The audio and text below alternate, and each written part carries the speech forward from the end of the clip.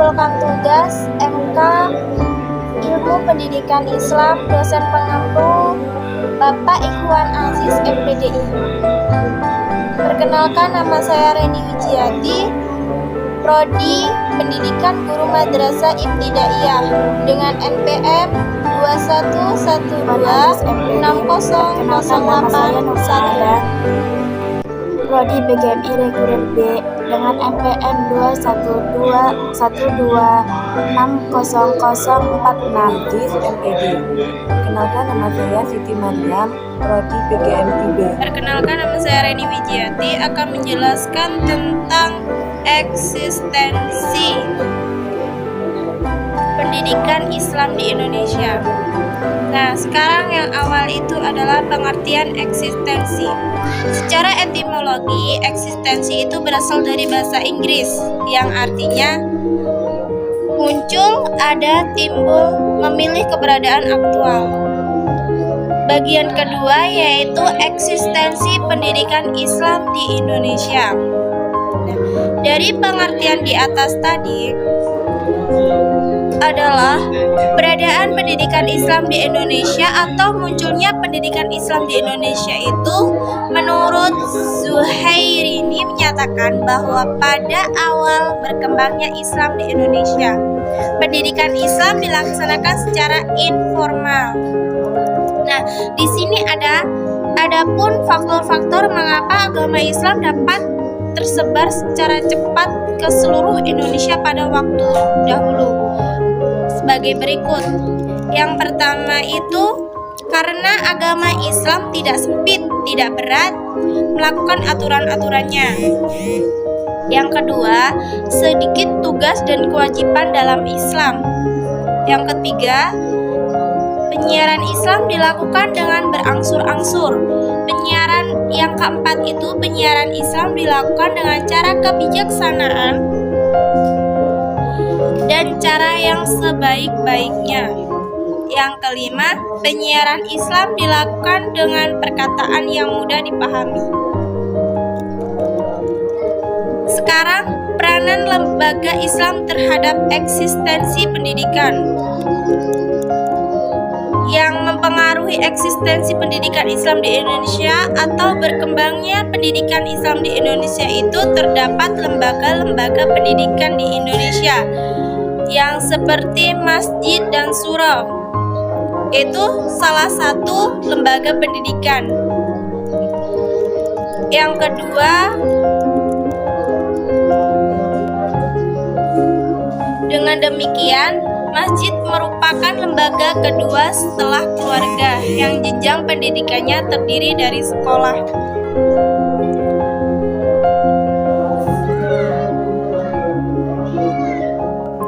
Fungsi dari masjid itu akan lebih efektif apabila adanya fasilitas-fasilitas terjadinya proses belajar mengajar seperti perpustakaan, ruang diskusi, ruang kuliah baik digunakan untuk training remaja atau untuk madrasah diniyah. Nah, yang kedua itu pondok pesantren. Pondok pesantren itu dilahirkan atas dasar kewajiban dakwah Islamiyah, yaitu menyebarkan agama dan mengembangkan ajaran Islam. Mekanisme kerja pesantren itu mempunyai keunikan dibandingkan dengan sistem yang diterapkan dalam pendidikan pada umumnya, yaitu memakai sistem tradisional yang mempunyai kebebasan penuh dibandingkan dengan sekolah modern. Kehidupan pesantren menampakkan semangat demokrasi dan para santrinya tidak mengidap penyakit simbiosis, yaitu perolehan gelar ijazah karena sebagian besar pesantren tidak mengeluarkan ijazah. Nah, selanjutnya yaitu madrasah. Kehadiran madrasah itu sebagai lembaga pendidikan Islam pula. Seperti tadi, pesantren pun iya, madrasah iya seperti itu juga.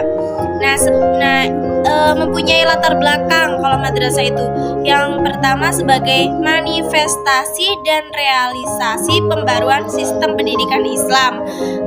Yang kedua itu usaha penyempurnaan terhadap sistem pendidikan yang lebih memungkinkan lulusnya memperoleh kesempatan yang sama dengan sekolah umum.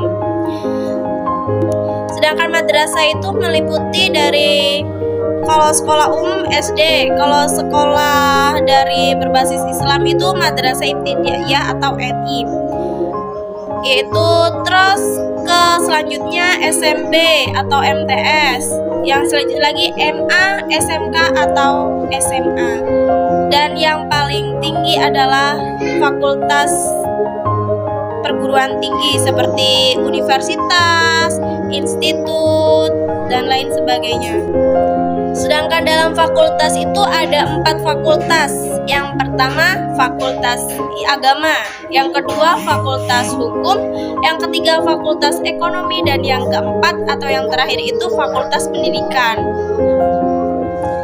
Dari kesimpulan bab ini tadi, eksistensi pendidikan Islam di Indonesia yaitu pendidikan Islam di Indonesia sejatinya berlangsung sejak masuknya Islam di Indonesia. Dengan masjid sebagai pusat peribadatan dan tempat belajar. Setelah penggunaan masjid cukup optimal, maka muncullah pesantren yang kemudian menjadi akar pendidikan Islam di Indonesia. Sistem yang digunakan adalah sistem pendidikan informal, karena pada waktu masa perdagangan, maka sambil berdagang, masyarakat menyiarkan agama Islam kepada orang-orang yang mengelilingnya, yaitu mereka yang membeli-beli barang dagangannya. Didikan dan ajaran Islam merupakan diberikan dengan perbuatan, dicontoh dan ditiru. Mereka berlaku sopan santun, ramah tamah, tulus, ikhlas, amanah, dan kepercayaan, dan lain-lain. Lembaga pendidikan Islam pun ikut berperan sebagai wadah dan tempat berlangsungnya proses pendidikan Islam yang bersamaan dengan proses pembudayaan. Dalam hal ini dimulai karena lingkungan keluarga, kemudian berkembang ke masjid dan surau, pondok pesantren, madrasah-madrasah, perguruan tinggi, agama Islam, dan majelis taklim. Cukup sekian, terima kasih. Moral. Bahasa Latin moralitas adalah istilah manusia menyebut kemanusiaan orang lain dalam tindakan yang memiliki nilai positif. Manusia tidak memiliki moral disebut amoral. Artinya, dia tidak bermoral dan tidak memiliki nilai positif di mata manusia lainnya. Sehingga moral adalah hal mutlak yang harus dimiliki oleh manusia. Pengertian singkat. 1. Moral adalah perilaku yang sesuai norma.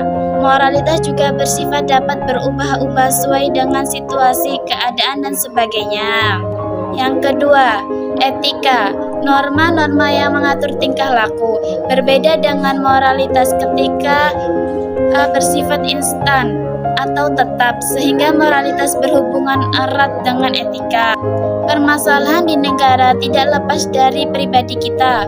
1. Orang akan merasa beretika di saat dia memiliki pendidikan yang tinggi dan tidak gagap teknologi. 2. Berpikir bahwa dia Allah yang terbaik di antara lainnya.